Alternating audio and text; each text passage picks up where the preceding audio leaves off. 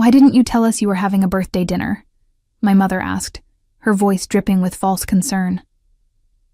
I stood in my parents' living room in Spokane, Washington, holding a box of leftover cake from the small celebration I'd had with 2 coworkers.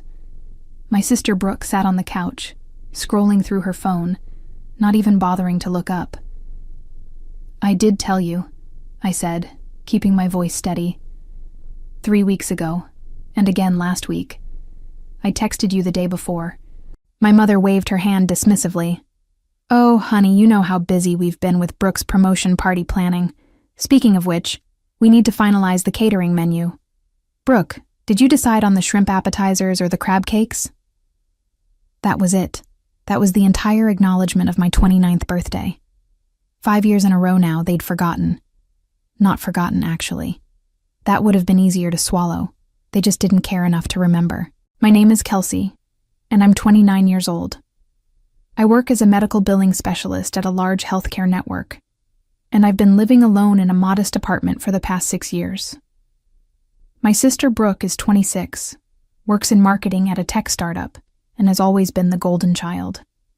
Everything she does deserves celebration. Everything I do barely registers as existing. I placed the cake box on the kitchen counter. Inside was a small chocolate cake with "Happy Birthday, Kelsey" written in purple icing.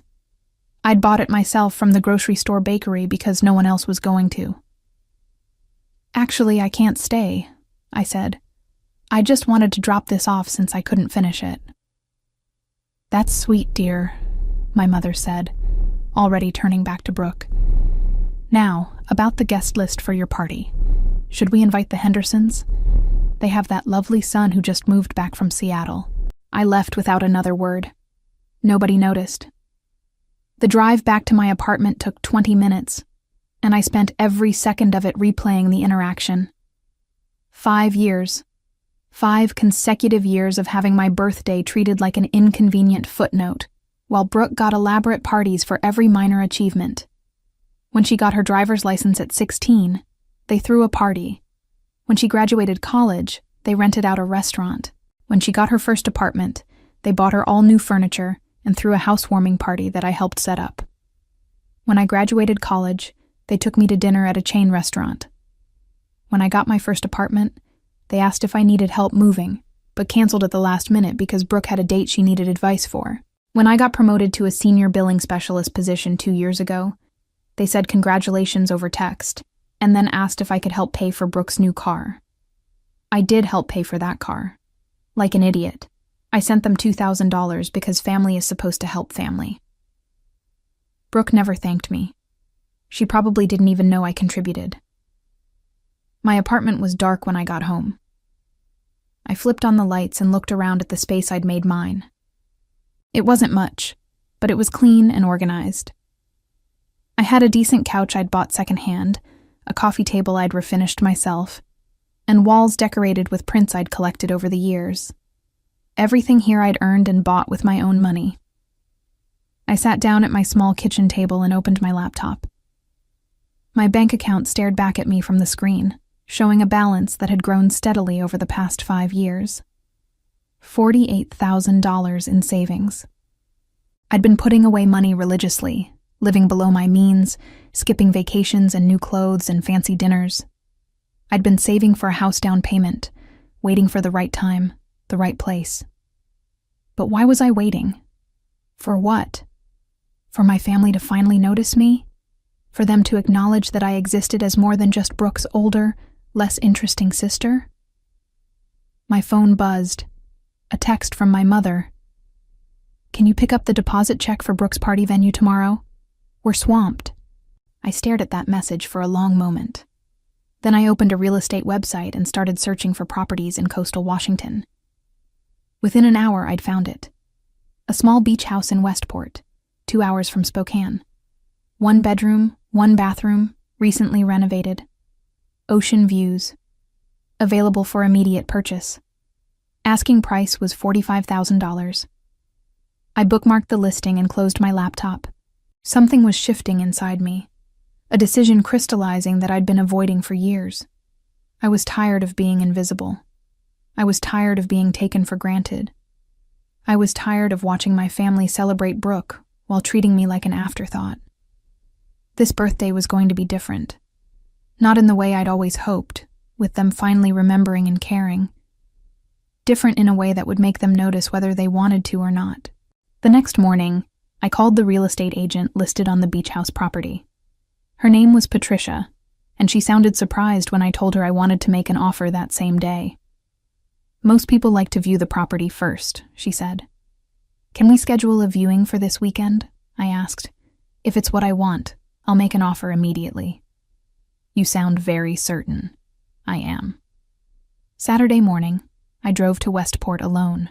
I'd told my mother I couldn't pick up the deposit check because I had plans, and she'd responded with a passive-aggressive text about how I never made time for family. The irony wasn't lost on me. The drive took me along the coast, with glimpses of gray ocean between the trees. Westport was a small fishing town, quiet and weathered. The beach house sat on a small lot 3 blocks from the main beach access. It was cedar shingled with white trim, surrounded by beach grass that swayed in the constant wind. Patricia met me outside. She was in her 50s, with short gray hair and a practical manner that I appreciated. It's not fancy, she said as she unlocked the door. But it's solid. Previous owners took good care of it. The interior was simple. Hardwood floors throughout, a small kitchen with updated appliances, a living room with large windows facing west toward the ocean. The bedroom was cozy, with built-in shelves and a view of the beach grass. The bathroom had a clawfoot tub that made me immediately picture long, quiet soaks with a book. I walked through each room slowly, imagining myself here, waking up to the sound of waves, drinking coffee on the small front porch, having a place that was entirely mine, where nobody could take me for granted because nobody would be invited unless I specifically chose to include them. I'll give you some time to think about it, Patricia said, but I shook my head. I don't need time. I want to make an offer. Full asking price, cash. Her eyebrows rose. Cash? You have financing already arranged? No financing needed. I have the money. We spent the next 2 hours in a coffee shop going over paperwork. Patricia kept giving me looks that I couldn't quite read, somewhere between respect and concern. Can I ask you something personal? She finally said, as we waited for her office to prepare the initial documents. Sure. Are you running from something? Or running toward something? I thought about that. Both, maybe. Does it matter? Not legally, no. But in my experience, buying property out of anger or spite usually doesn't end well. This isn't anger, I said, and I meant it. This is clarity. The offer was accepted within 24 hours. The sellers were motivated, and a cash offer with no contingencies made the decision easy. Closing was scheduled for 3 weeks out, right after my actual birthday. During those 3 weeks, I said nothing to my family. I went to work, came home, and spent my evenings researching everything I needed to know about owning a beach house. I learned about winterizing pipes, maintaining cedar shingles and salt air, and the best places to buy fresh seafood in Westport. My mother called twice during that period. Once to ask if I could help set up for Brooke's promotion party, and once to ask if I could contribute to the cost of the party since it was running over budget. I made excuses both times. She sounded annoyed but not concerned. She didn't ask how I was doing. She didn't mention my birthday, which was now less than a week away. Brooke's promotion party happened on a Saturday. I'd been invited, obviously, but I'd told them I couldn't make it. My mother's response had been icy. I hope whatever you're doing is more important than supporting your sister. I didn't respond to that text. Instead, I spent that Saturday at the beach house doing a final walkthrough before closing. The sellers had left it clean and empty, ready for its new owner. I stood in the middle of the living room, looking out at the gray ocean through the windows, and felt something I hadn't felt in years. Peace. My birthday fell on a Wednesday. I took the day off work, drove to Westport, and officially closed on the beach house. Patricia handed me the keys with a smile. "Happy birthday," she said. "I saw the date on your paperwork." "Thank you." I held the keys in my palm, feeling their weight.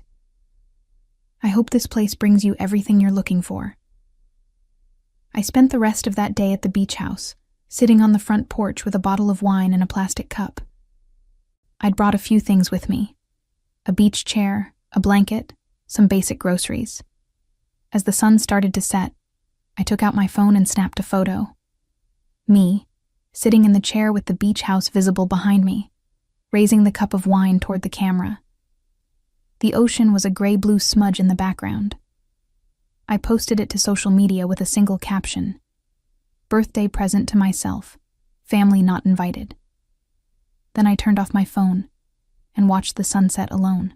I didn't turn my phone back on until the next morning. When I did, it practically exploded with notifications. 73 missed calls, over 100 text messages. My social media post had been shared by mutual friends, commented on by old acquaintances, and apparently had made its way to every member of my extended family.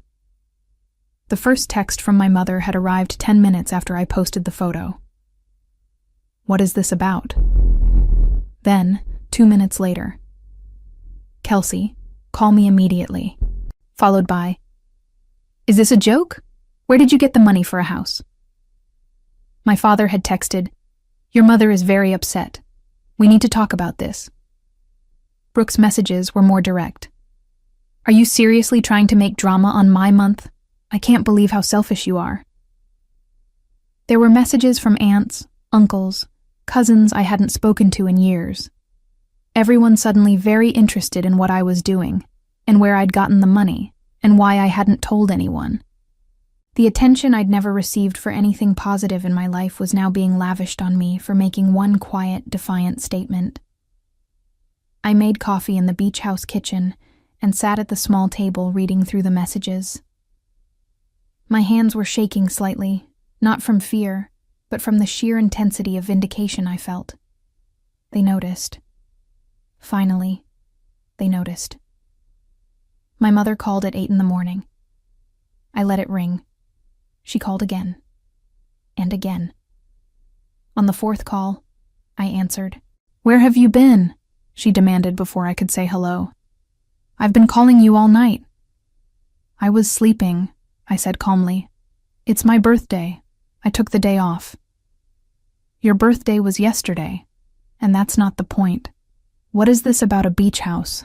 Did you actually buy a house without telling us?" "Yes." Silence on the other end.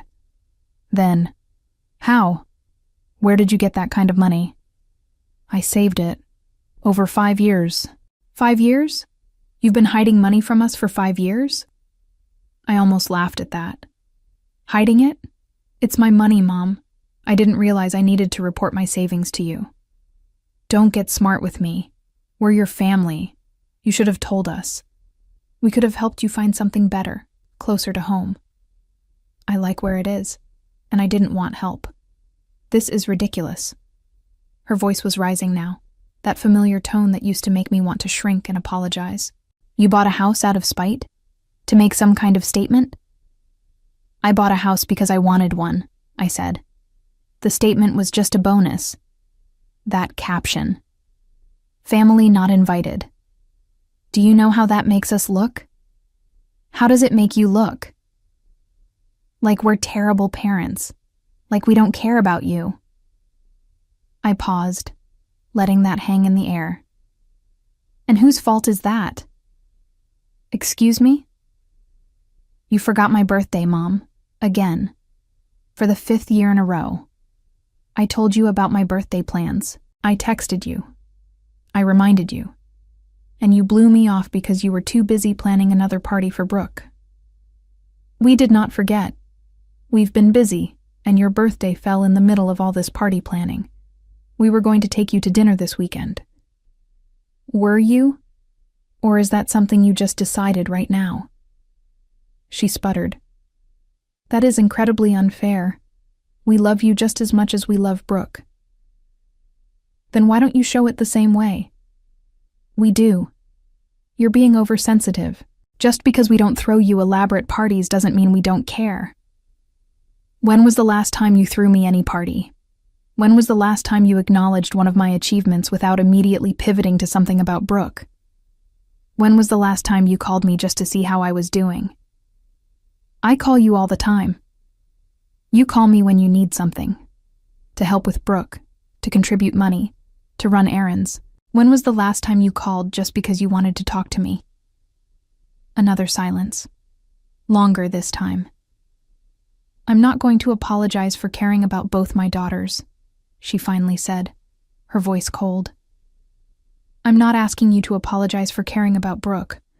I'm asking you to acknowledge that you haven't been caring about me the same way. But you know what? It doesn't matter anymore.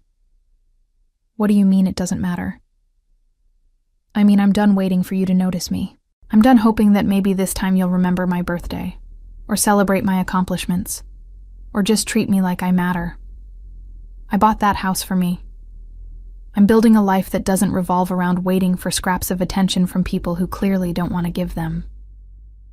You are being absolutely ridiculous over one forgotten birthday. 5 birthdays, Mom. 5 years. And it's not just birthdays. It's everything. Oh, so now we're terrible parents because we focused more attention on Brooke. She needed more support. She was always more social, more ambitious. You were always so independent, so self-sufficient. We thought you preferred it that way. That excuse hit me like a slap. Self-sufficient. Independent. All the words parents use to justify neglecting the child who doesn't demand as much attention. I was self-sufficient because I had to be, I said quietly, because asking you for attention meant competing with Brooke, and I always lost that competition. That is not fair. Maybe not, but it's true. My mother's voice shifted then, becoming sweeter, almost pleading. Kelsey, honey, I think you're overreacting. Why don't you come home and we can talk about this like adults? We can all sit down together and work through whatever issues you think exist. I don't think they exist. I know they do. And no, I'm not coming home. I am home. This is my home now. You can't possibly mean to live in that beach house. You have a job here, a life here. I have a job I can do remotely if I want to. And my life is wherever I decide it is. What about Brooke's party next month? You promised you'd help. I had to stop myself from screaming. Even now, even in the middle of this conversation, she was bringing it back to Brooke. I didn't promise anything, I said, and I won't be at Brooke's party. I won't be at any more of Brooke's parties. You're her sister. And she's mine. Has she noticed I exist recently? Before my mother could respond, I heard another voice in the background. Brooke, demanding to know what was going on. My mother must have put me on speaker because suddenly Brooke's voice came through clearly. Is she seriously not coming to my party because of some attention-seeking tantrum? Brooke said. God, Kelsey, could you be more pathetic?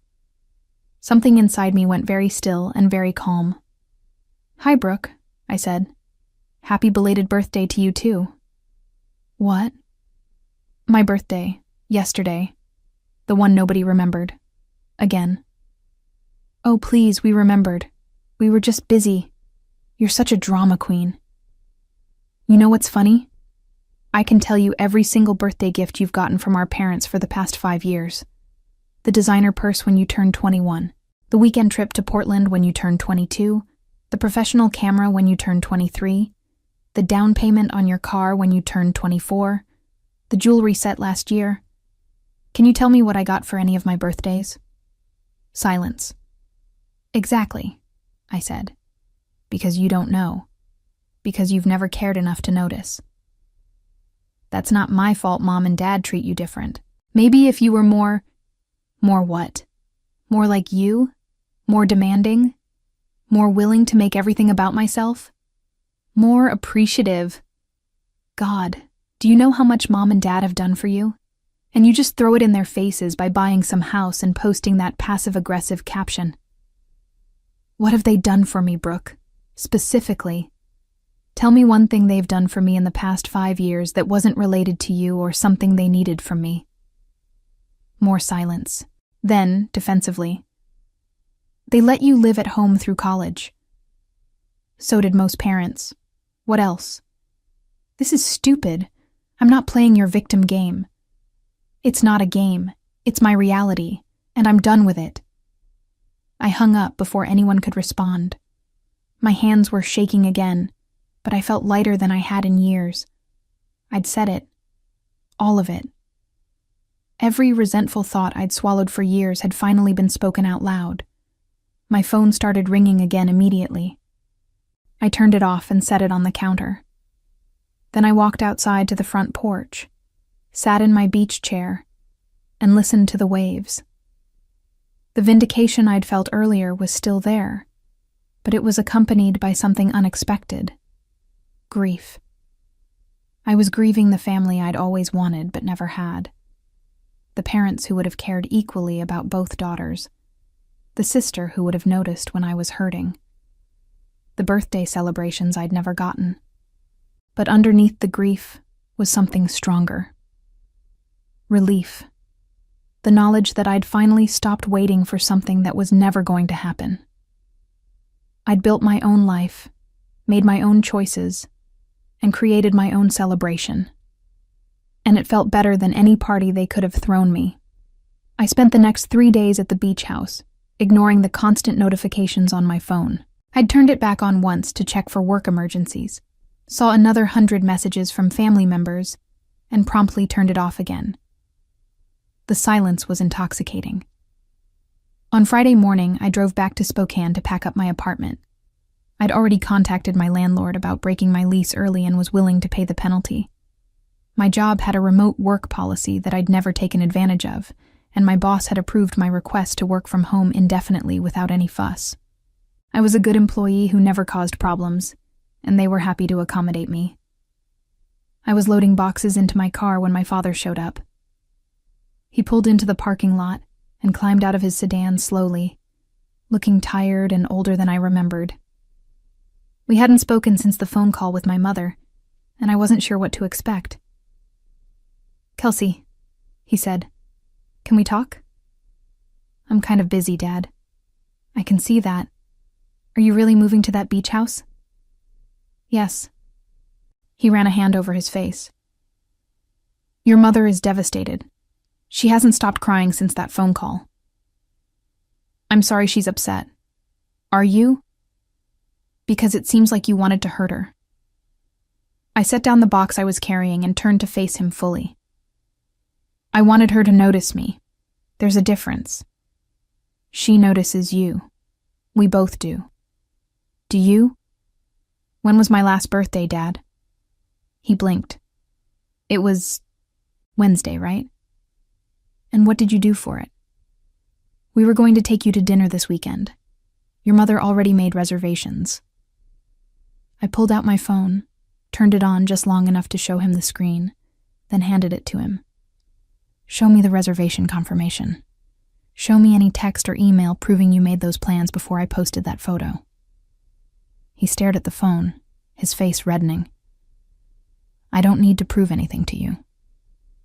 "Because you can't. Because you didn't make those plans until after I called you out. You're not upset that you hurt me, Dad. You're upset that I made other people see it. That's not true. We love you, Kelsey. Everything we've done has been for both you girls. Everything you've done has been for Brooke. I've just been the supporting character in her story. The reliable older sister who helps out, contributes money, shows up when needed, and never complains about being overlooked." "You're exaggerating." "Am I? I helped pay for Brooke's car. Did you know that? Mom asked me for $2,000 and I gave it. Did Brooke ever thank me? Did you?" His expression shifted, something like shame flickering across his face. "I didn't know you contributed to that. Of course you didn't. Because you didn't ask where the money came from. You just accepted it and moved on. Just like you've accepted everything I've done for this family without ever acknowledging it. We appreciate what you do." "No, you expect it. There's a difference. Appreciation requires acknowledgement. Expectation is just taking someone for granted. My father looked at the boxes in my car, then back at me. What do you want from us, Kelsey? An apology? Fine. I'm sorry we forgot your birthday. I'm sorry we haven't been as attentive as you wanted. But you're an adult now. At some point you need to stop keeping score and just accept that families aren't perfect. I'm not keeping score. I'm setting boundaries. And my boundary is that I'm done being invisible in this family. You're not invisible. You're being dramatic. Then name one thing I've told you about my life in the past 6 months. One interest, one goal, one problem I've mentioned. He opened his mouth, then closed it. I waited, but nothing came. I got a promotion 8 months ago, I said quietly. It came with a 15% raise and a new title. I told you and Mom at dinner. You said congratulations, and then immediately started talking about Brooke's new apartment. I don't think you even heard what position I was promoted to. Senior billing specialist, he said quickly, and I could see him grasping for the memory. But his eyes told me he'd just guessed based on what he knew about my job. Nice try. Senior revenue analyst.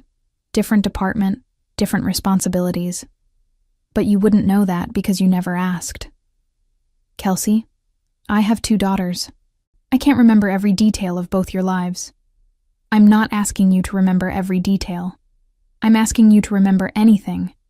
But you can tell me exactly what Brooke's new apartment looks like, what her promotion entailed, and what she's been posting on social media. Because you pay attention to her life. You just don't pay attention to mine. My father's shoulders slumped. What do you want me to say? Nothing. I don't want you to say anything. I wanted you to care enough to already know these things. But since you don't, I'm removing myself from the situation. You're punishing us. No, I'm protecting myself. There's a difference. He stood there for a long moment, looking lost. Then he said, Your mother wants you to come to dinner Sunday. The whole family. We can work this out. I'm not coming to dinner. Kelsey, I'm done, Dad, with the dinners where I'm an afterthought, with the holidays where everything revolves around Brooke, with the constant requests for my time and money while giving nothing back. I'm done. You're our daughter. You can't just walk away from your family. Watch me. I loaded the last box into my car and got in the driver's seat. My father stood in the parking lot, looking smaller somehow, as I pulled away. In my rearview mirror, I saw him get his phone out, probably calling my mother to report back. The drive to Westport felt different this time. Lighter. Each mile I put between myself and Spokane felt like shedding weight I'd been carrying for years. By the time I reached the beach house, the sun was setting, painting the sky in shades of orange and pink. I spent the weekend unpacking and making the beach house feel like home. I hung curtains I'd bought at a discount store, arranged my books on the bedroom shelves, and set up my small desk in the corner of the living room where I'd work remotely. It wasn't much, but it was mine. On Sunday evening, my phone rang. Not my mother or father this time, but my Aunt Patricia, my mother's older sister, someone I'd always liked but rarely saw. I answered hesitantly. Kelsey, honey, I saw your post, she said, and I just want you to know that I get it. You do? I do. Your mother and I grew up with a golden child dynamic, too. I was you in that scenario. It took me years to set boundaries with our parents, and even longer to repair my relationship with your mom. I'm not sure I want to repair anything right now. I'm not saying you should. I'm just saying I understand. And I wanted to tell you that I'm proud of you for that beach house. It takes guts to choose yourself. Her words made my throat tight. Thank you. Also, I wanted to warn you. Your mother is planning something. She called a family meeting for next weekend. She's inviting everyone. Aunts, uncles, cousins, grandparents. She wants to have some kind of intervention about your behavior. Of course she does. I'm not going. I told her I think she's handling this all wrong. But I wanted you to know so you're not blindsided if people start reaching out. I appreciate that. And Kelsey, if you need someone to talk to, someone who gets it, I'm here. No judgment, no taking sides. After we hung up, I sat on my porch and watched the waves. A family intervention. My mother was gathering the troops, preparing to paint me as the problem, the ungrateful daughter who'd abandoned her family over one forgotten birthday. She'd cry, play the victim, and everyone would rally around her. Let them, I thought. Let them have their meeting and their opinions. I was 2 hours away, building a life that didn't require their approval. The first email arrived on Monday morning. From my grandmother, my father's mother, with the subject line, "Very disappointed. Kelsey, I raised your father to value family above all else. I'm shocked and saddened by your recent behavior. Buying a house without telling anyone, posting that hurtful message, refusing to speak to your parents. This is not how we raised you to behave. Family problems should be worked out privately, not aired on social media for everyone to see. I expect you to apologize to your mother and make things right. Your grandfather and I didn't sacrifice everything for this family, so you could throw tantrums and walk away. We will be at the family meeting next weekend, and I hope you'll have the maturity to attend. Love, Grandma." I deleted it without responding. Then came an email from Brooke's best friend Ashley, someone who'd never said more than 2 words to me in the past. "Hey, Kelsey. I just wanted to reach out because Brooke is really hurt by what you did. She's been crying for days and can't understand why you're being so cruel. I know families have drama, but posting that photo was really mean-spirited. Brooke has always looked up to you as her big sister, and now she feels like you hate her. Maybe you should think about how your actions affect other people before you do something so selfish. Just my 2 cents. I almost laughed at that one. Brooke had been crying for days? Brooke, who couldn't name a single one of my interests or remember my job title, was devastated that I'd set a boundary. More emails came throughout the week. From cousins I barely knew, from family friends, from people who'd never bothered to acknowledge my birthday, but were suddenly very concerned about family unity. The common theme was clear. I was selfish, dramatic, and hurtful. I needed to apologize and make things right. Not one person asked if I was okay. Not one person questioned why I'd felt the need to make such a drastic statement. They'd all accepted my mother's version of events without question. On Wednesday, my mother left a voicemail. I didn't listen to it at first, but curiosity got the better of me that evening.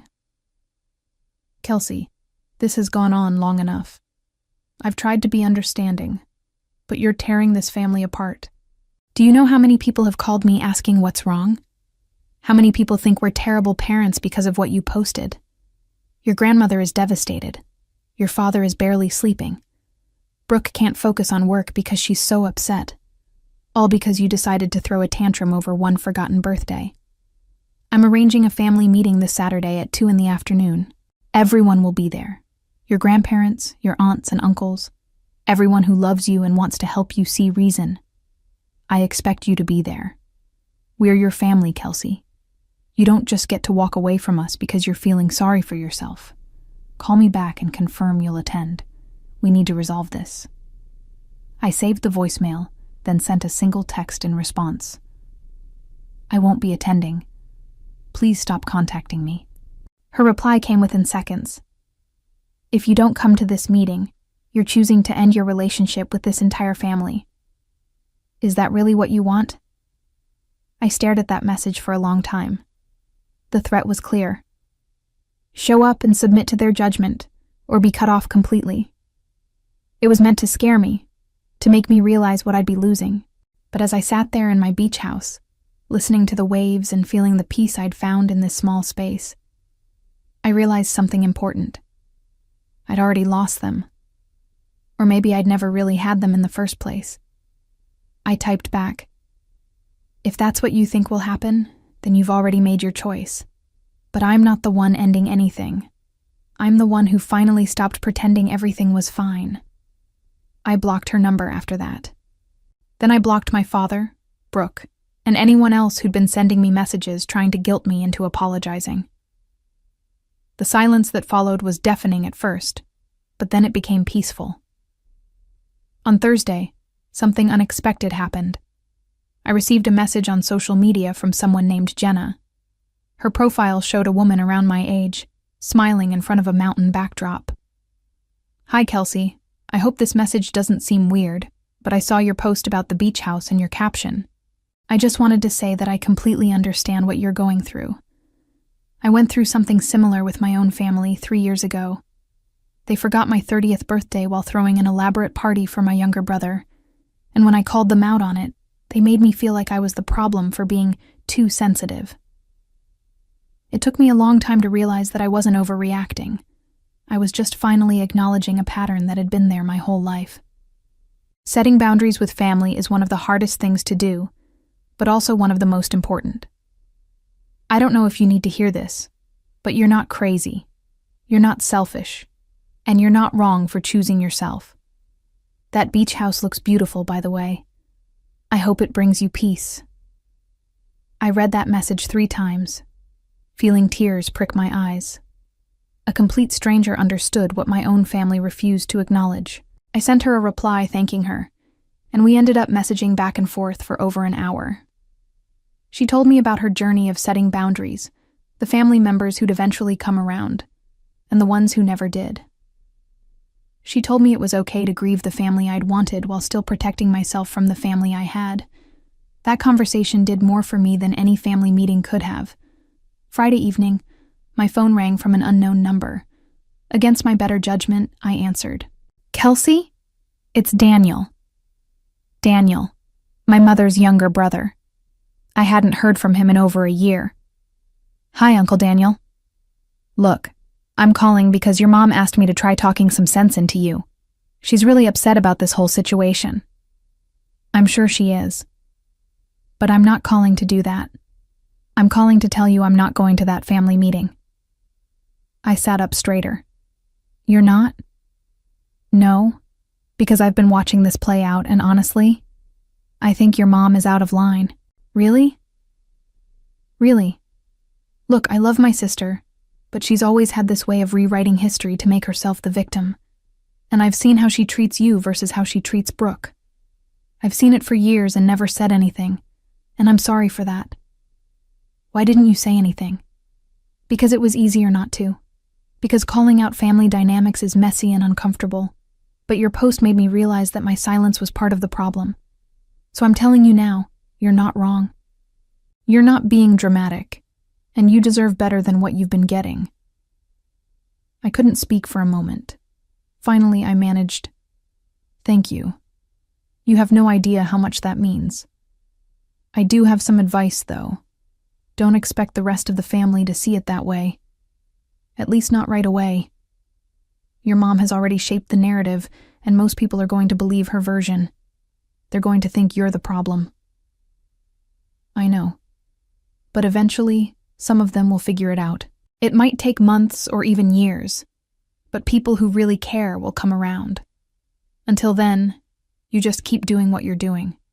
Take care of yourself first." After we hung up, I walked down to the beach. It was almost dark, the sky turning deep purple. The sand was cool under my bare feet, and the waves crashed rhythmically against the shore.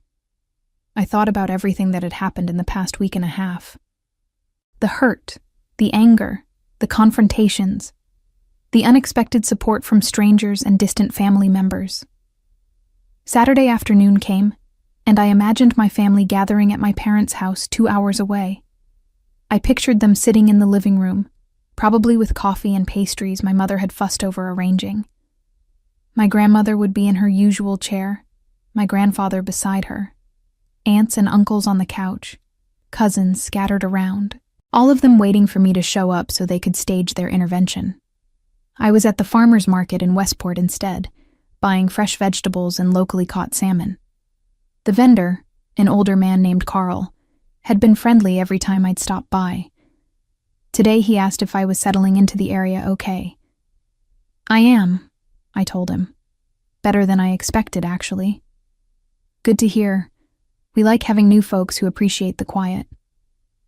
It struck me then how simple that exchange was. No demands, no expectations, no hidden agendas. Just a friendly conversation between two people. When was the last time I'd had that with my own family? My phone buzzed as I was walking back to my car. Another unknown number. I almost didn't answer, but something made me pick up. Kelsey, it's Aunt Patricia again. Hi, how are you? I'm fine, honey. I just wanted to call and tell you what happened at the meeting. You went? I did. I changed my mind last minute because I wanted to see exactly what your mother was planning. And honestly, it was worse than I expected. My stomach tightened. What happened? Your mother spent the first 20 minutes crying and telling everyone how you'd broken her heart. How she'd given you everything and you'd thrown it back in her face. How you'd bought that house just to hurt her and make her look bad. She painted this picture of you as this ungrateful, selfish daughter who was punishing the whole family over nothing. Of course she did. Then your grandmother started in about how disrespectful young people are these days, how nobody values family anymore. Your father just sat there looking miserable but not contradicting anything. Brooke played the hurt little sister perfectly, talking about how she'd always looked up to you and couldn't understand why you hated her now. I don't hate her. I know that, but that's the story they're telling, and most of the family bought it. They spent an hour discussing how to handle you, what consequences there should be for your behavior, whether they should cut you off financially. They don't give me money. I haven't taken anything from them in years. I pointed that out. I also pointed out that I couldn't remember the last time anyone acknowledged your birthday, and that maybe there was a reason you felt overlooked. Your mother did not appreciate that. What did she say? She said I was enabling your victim mentality, that you'd always been overly sensitive and dramatic, and that by supporting you, I was making things worse. Then your grandmother asked me to leave if I wasn't going to be constructive. Patricia, I'm so sorry. Don't apologize. I told them they should be ashamed of themselves for turning this into an intervention instead of looking at their own behavior. Then I left. But Kelsey, I wanted you to know what you're dealing with. They've decided you're the problem, and they're not going to examine their own actions. At least, not anytime soon. I appreciate you telling me. There's one more thing. After the meeting, your cousin Jason pulled me aside. He said he'd been thinking about how the family treats you, and he realized he's been part of the problem too. He wanted me to tell you he's sorry, and that he understands why you left. That surprised me.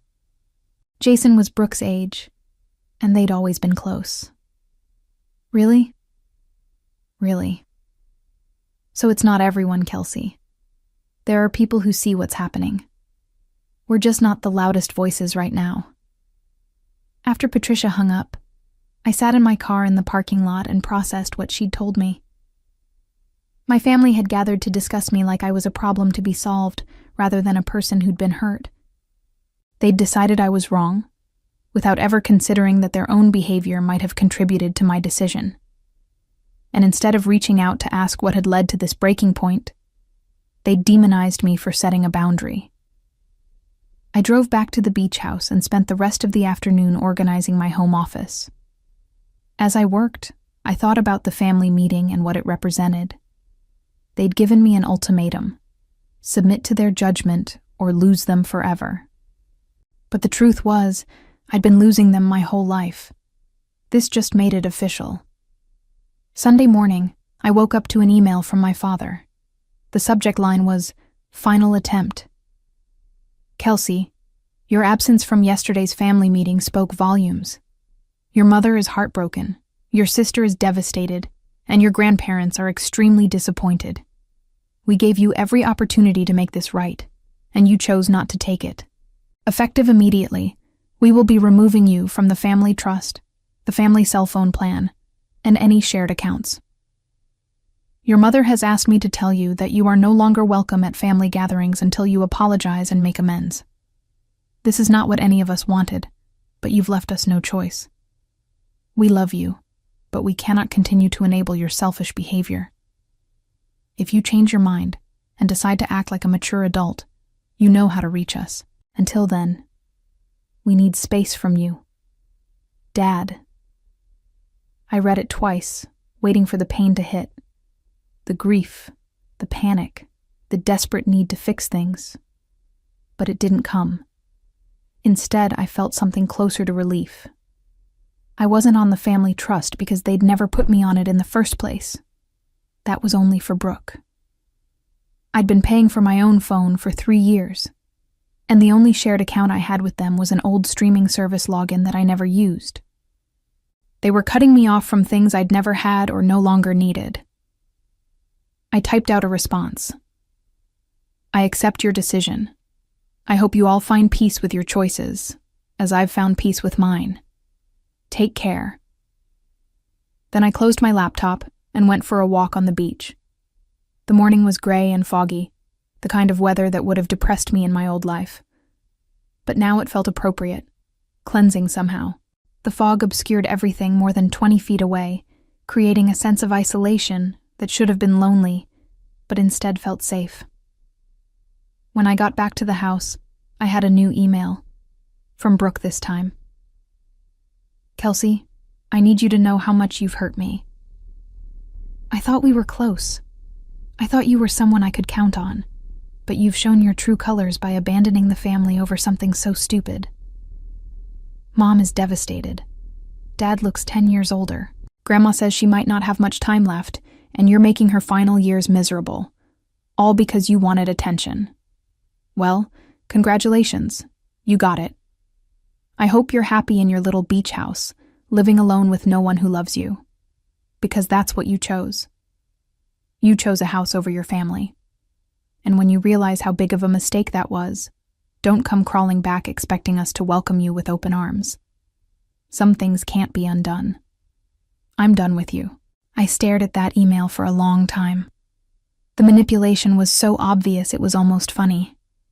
The guilt tripping, the emotional blackmail, the assumption that I was the one who'd ruined everything. Not one word acknowledging their role in any of this.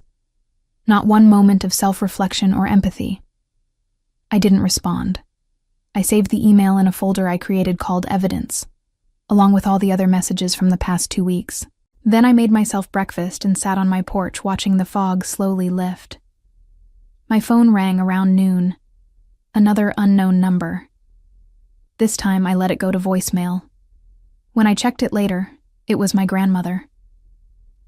Kelsey, this is your grandmother. I don't understand what's gotten into you, but this behavior is unacceptable. We raised you better than this. Your mother is beside herself with grief, and your grandfather's blood pressure has been through the roof worrying about this situation. We are too old to deal with this kind of drama. You need to put aside your pride and apologize to your mother immediately. Family is the most important thing in life, and you're throwing it away over nothing. Call me back so we can discuss this like reasonable people. I deleted the voicemail without responding. Then I blocked that number too. By Monday morning, I'd blocked 17 phone numbers and countless social media accounts. The messages kept coming from new angles. Distant relatives I'd never met, family friends, even some of Brooke's friends who thought they were helping. All of them saying the same things in different words. I was wrong. I was selfish.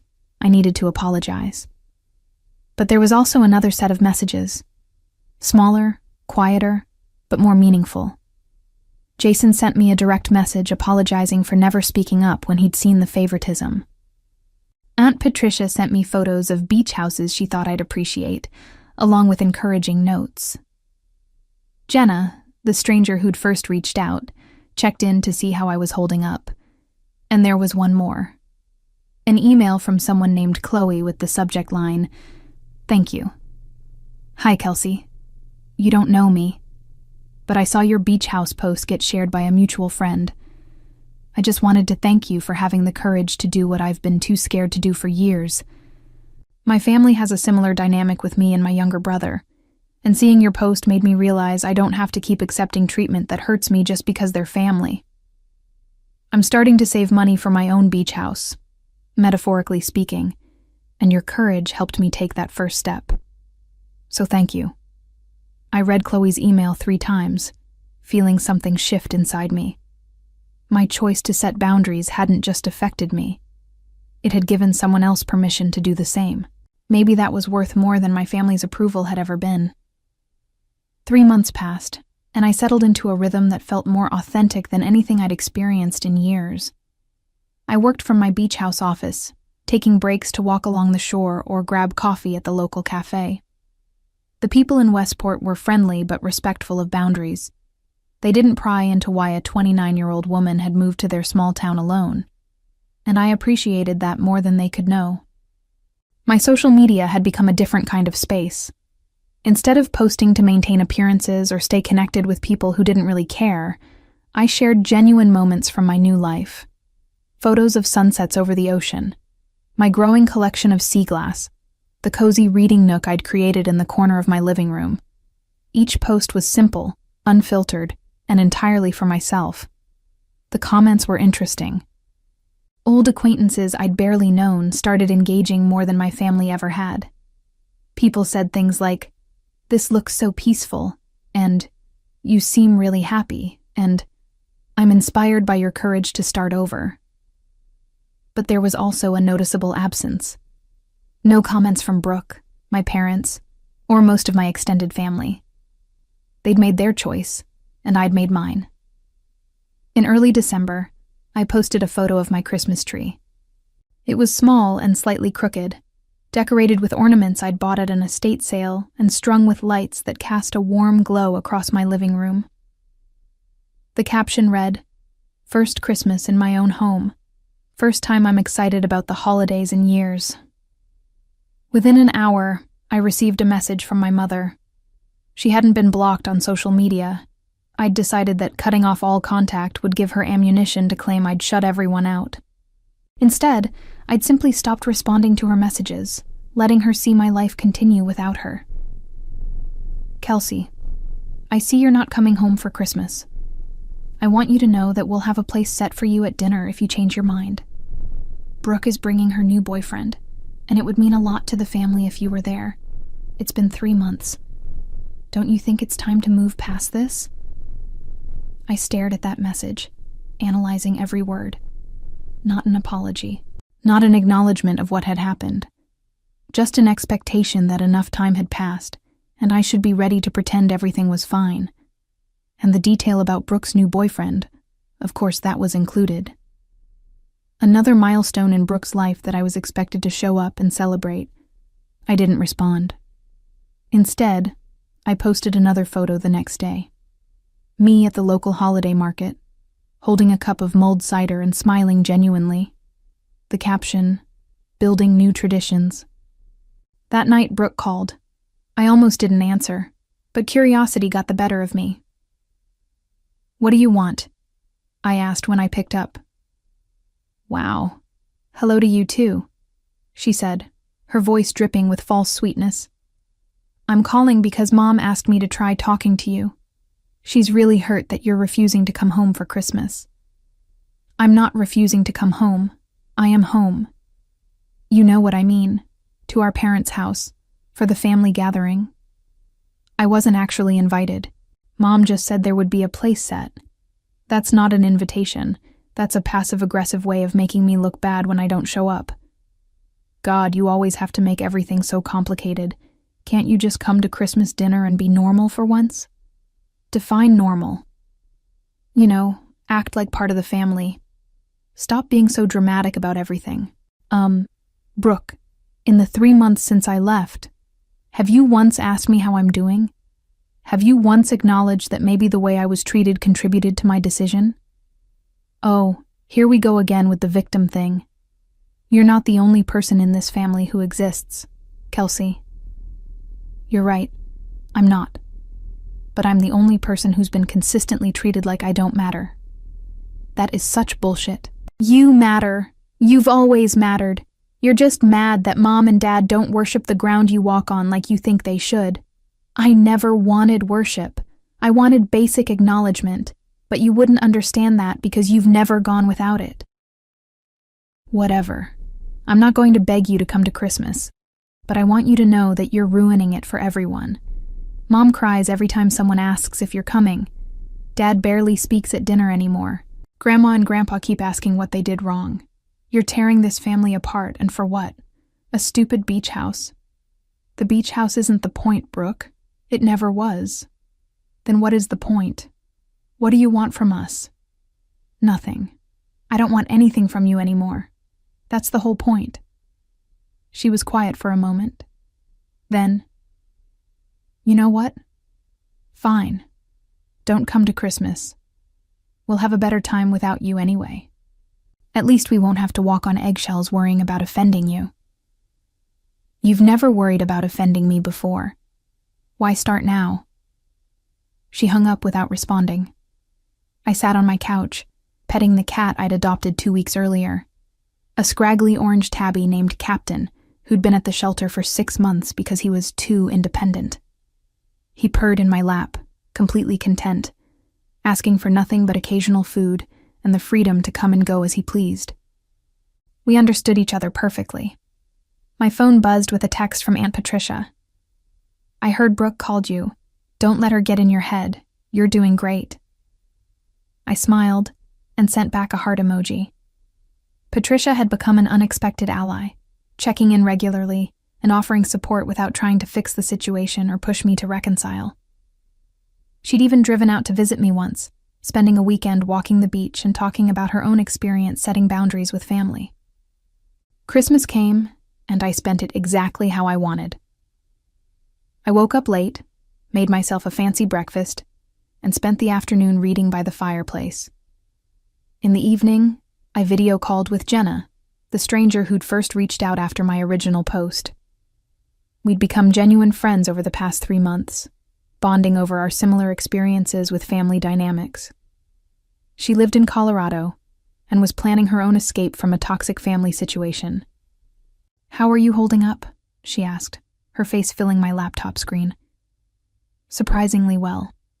I thought I'd feel sad or lonely today, but mostly I just feel peaceful." "That's because you're not performing anymore. You're not pretending to be happy in a situation that makes you miserable." "Exactly. My family wanted me to come back and act like nothing happened. Play the role of dutiful daughter and sister, smile through dinner, and never mention that they've spent years making me feel invisible. And instead, you chose yourself. That's not selfish. That's survival." We talked for over an hour, and when we hung up, I felt more supported than I'd ever felt at a family gathering. I posted one photo that day. My cat curled up on the couch with the Christmas tree lights glowing in the background. Caption: "Merry Christmas from our quiet little corner of the world. Captain and I are exactly where we want to be." The comments were overwhelmingly positive. Friends I'd lost touch with reached out saying they were proud of me. People I barely knew sent messages of support. And notably absent were any comments from my immediate family. But I did receive an email from my father on December 26th. Subject line: "Disappointed. Kelsey, your absence yesterday was noted and deeply felt. Your grandmother cried through most of dinner. Your mother barely ate. Brooke's boyfriend asked why you weren't there, and we had to explain that you've decided you're too good for this family. I hope you're happy with your choices, but I want you to know that you've broken your mother's heart. She may never recover from this. Think about that while you're enjoying your beach house." I saved the email in my evidence folder but didn't respond. The guilt trip was obvious.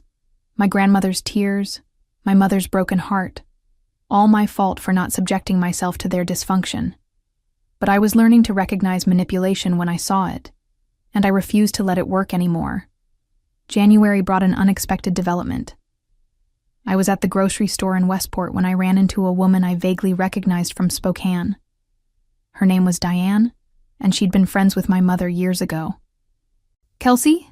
she said, her cart stopping next to mine in the produce section. "I thought that was you. What are you doing all the way out here?" "I live here now," I said, bracing myself for judgment. "Really? Good for you. I heard about what happened with your family. Your mother called me a few months ago, very upset." "I'm sure she was. She told me her version of things, but honestly, Diane lowered her voice conspiratorially. I always thought she was too hard on you. The way she talked about Brooke versus how she talked about you, it was noticeable. I never said anything because it wasn't my place, but I'm glad you got out of that situation. I blinked, surprised. Really? Really? Your mother has a way of making herself the victim in every story, but those of us who've known her a long time can see through it. Don't let her guilt trips get to you. You did the right thing. We talked for a few more minutes, and Diane gave me her number in case I ever needed anything. As I drove home, I realized something important. Not everyone believed my mother's version of events. Some people had been watching the family dynamics for years and had drawn their own conclusions. That evening, I received a message from Jason, my cousin. We'd been in sporadic contact since he'd apologized through Aunt Patricia. Hey, Kelsey, I wanted to give you a heads up about something. Your mom has been calling different family members trying to get them to convince you to come back. She's telling people you're having some kind of mental breakdown and need an intervention. Just wanted you to know in case anyone reaches out. Thanks for the warning. What are people saying? Mixed reactions. Some people believe her, but others are starting to ask questions, like why you'd have a breakdown that resulted in you buying a house, getting a cat, and seeming genuinely happy in all your posts. It doesn't add up. Because it's not true. I know. And more people are figuring that out. Uncle Daniel told Grandma that he thinks Mom is the problem, not you. Grandma didn't take it well, but at least someone said it out loud. Over the next few weeks, I noticed a shift in the family dynamics, at least from what I could observe through social media and occasional updates from Patricia and Jason. My mother's narrative was starting to crack. People were noticing that I seemed happy and healthy, not broken and desperate. They were noticing that my mother's stories about me kept changing. First I was ungrateful, then I was having a breakdown, then I was being manipulated by bad influences. In February, I received an unexpected visitor. I was working on my laptop when someone knocked on my door. I opened it to find Brooke standing on my porch, looking uncomfortable and out of place in her designer coat and impractical boots. "Can I come in?" she asked. I stood in the doorway for a moment, debating. Then I stepped aside. "Fine." She walked in and looked around, taking in the cozy space I'd created. The bookshelves, the comfortable furniture, the artwork I'd hung. Captain watched her suspiciously from his perch on the back of the couch. "Nice place," she said, though her tone suggested she didn't mean it. "What do you want, Brooke?" She sat down without being invited, crossing her legs and looking at me with an expression I couldn't quite read. "Mom sent me." "Of course she did." "She's worried about you. We all are." "You're not worried about me. You're annoyed that I'm not playing my role anymore." "What role?" "The supportive older sister who shows up when needed and fades into the background the rest of the time. The one who contributes money and time but never asks for recognition. The one who makes you all look good without requiring any effort in return." Brooke's jaw tightened. "That's not fair." "Isn't it? When was the last time you asked about my life? When was the last time you remembered something I told you about my job, my interests, my goals? I know you work in medical billing. Revenue analysis. I haven't worked in billing for 2 years. But you wouldn't know that because you've never asked." She looked away, uncomfortable. "Okay, fine. Maybe I haven't been as attentive as I should have been. But that doesn't mean you get to cut us all off." I didn't cut anyone off. I set boundaries. There's a difference. Boundaries that exclude your entire family from your life. Boundaries that protect me from being taken for granted. If you can't see the difference, that's part of the problem. Brooke stood up abruptly. "I didn't come here to argue with you." "Then why did you come?" "Mom wanted me to tell you something. She's planning to come see you next week. She wants to talk this out face to face, whether you want to or not." "She's not welcome here. She's coming anyway. And she's bringing Dad and Grandma. They're going to make you listen to reason. There's nothing to talk about. I've made my choice. You don't get to just walk away from family, Kelsey. That's not how it works. It's exactly how it works when family treats you like you don't matter. I'm done explaining this to people who refuse to understand. Brooke moved toward the door, then turned back. You know what? You're right about one thing. I never paid much attention to your life, but that's because you never made it interesting. You were always just there. Quiet, boring, doing your little job and living your little life. Mom and Dad focused on me because I gave them something to be proud of. Maybe if you'd done something worth noticing, they would have noticed you. The words hung in the air between us, cruel and honest in a way Brooke had never been before. I could see she regretted them immediately, but it was too late to take them back. Get out, I said quietly.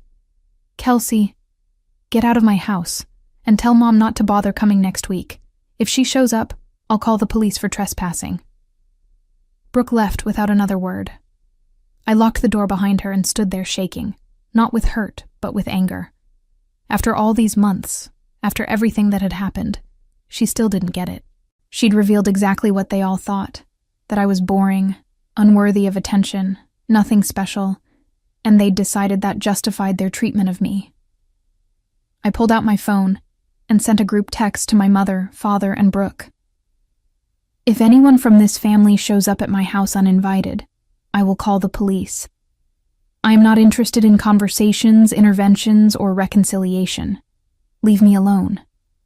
My mother's response came within minutes. You can't stop us from visiting our daughter. We have a right to check on you. I forwarded that text to Aunt Patricia with a message. Do I need a lawyer? Her response, possibly. Let me make some calls. The attempted visit never happened. Aunt Patricia contacted a lawyer friend who sent my parents a formal cease and desist letter, warning them that showing up at my property uninvited would constitute harassment. My mother was furious, leaving me multiple voicemails about how I'd gotten lawyers involved and was treating my own family like criminals. I saved every voicemail, every text, every email. My evidence folder had grown considerably, documenting 3 months of manipulation, guilt trips, and threats. I didn't know if I'd ever need it, but having it gave me peace of mind. In March, something shifted. I posted a photo of myself at a local art show, smiling next to a painting I'd bought from a local artist.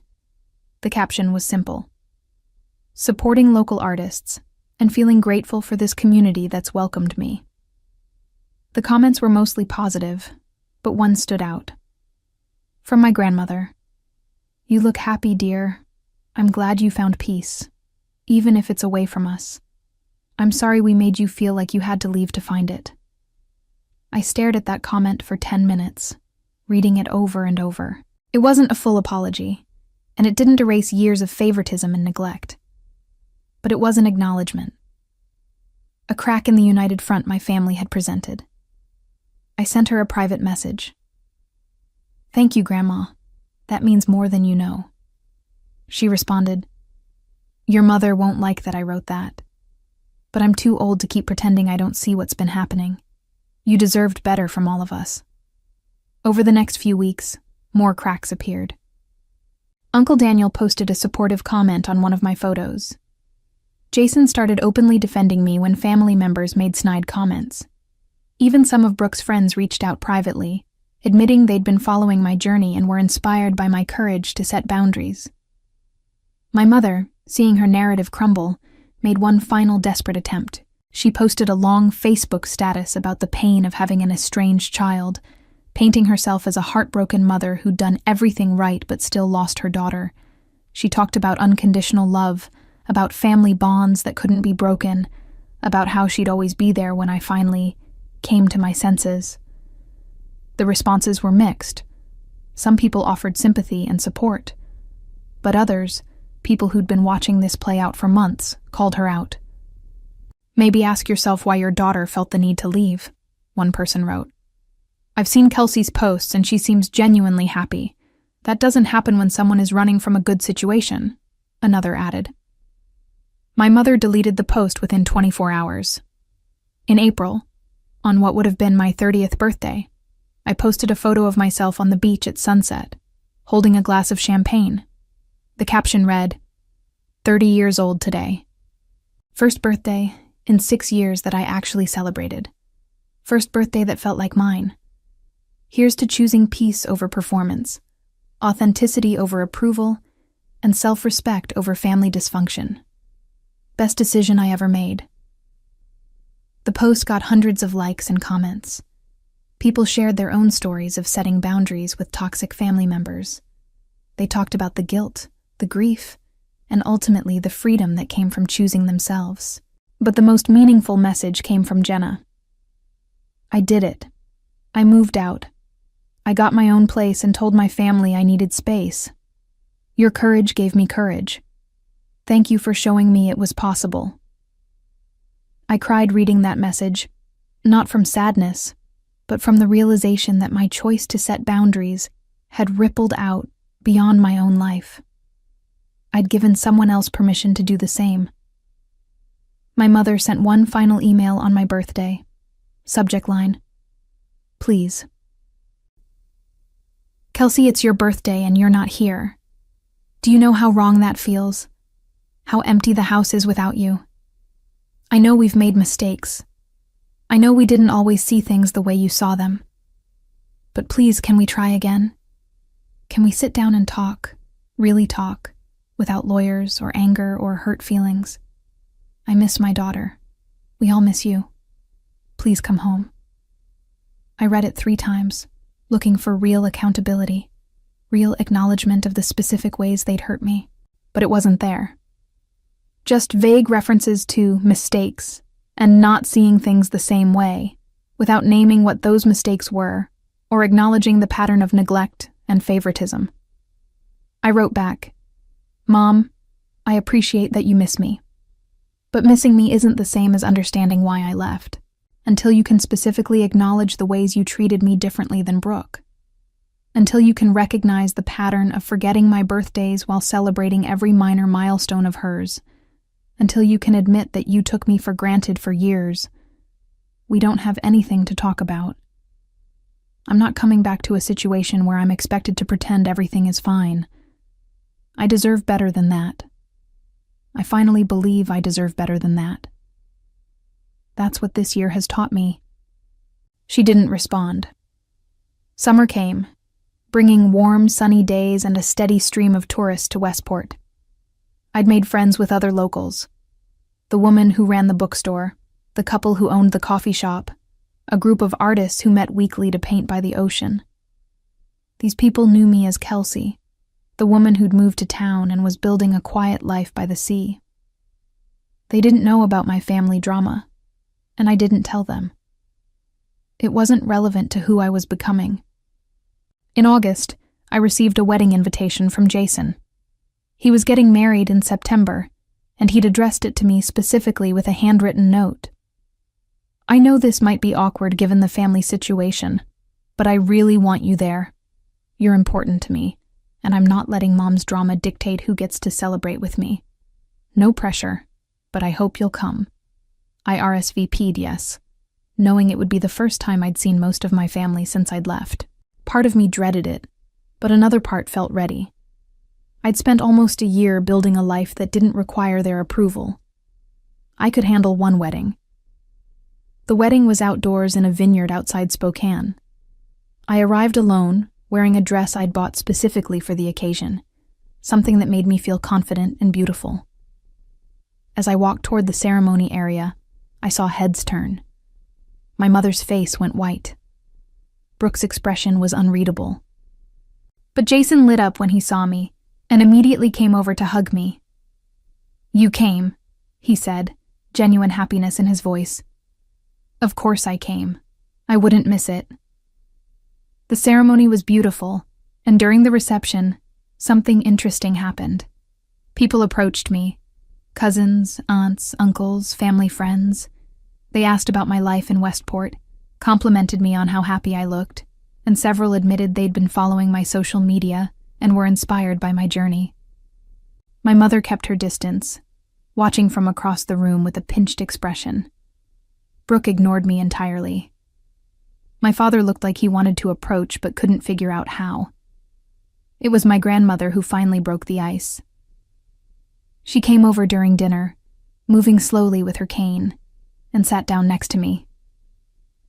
"You look well, Kelsey," she said. "Thank you, Grandma. So do you."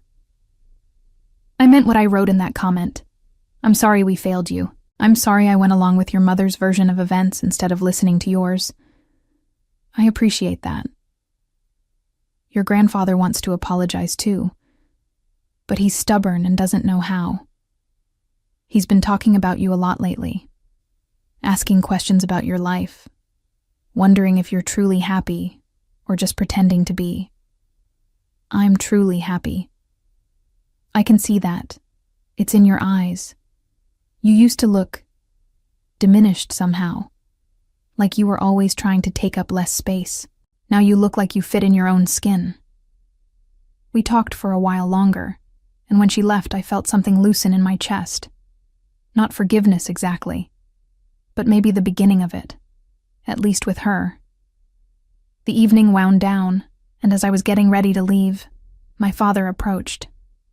"Kelsey," he said awkwardly, "can we talk?" We walked outside to the vineyard's garden, away from the noise of the reception. "You look good," he said finally. "Thanks. Your mother, she's not ready to admit she was wrong. Maybe she never will be. But I've been thinking a lot about what you said, about how we treated you versus how we treated Brooke. And I think you were right. I waited, not making it easy for him. I can't give you back those years," he continued.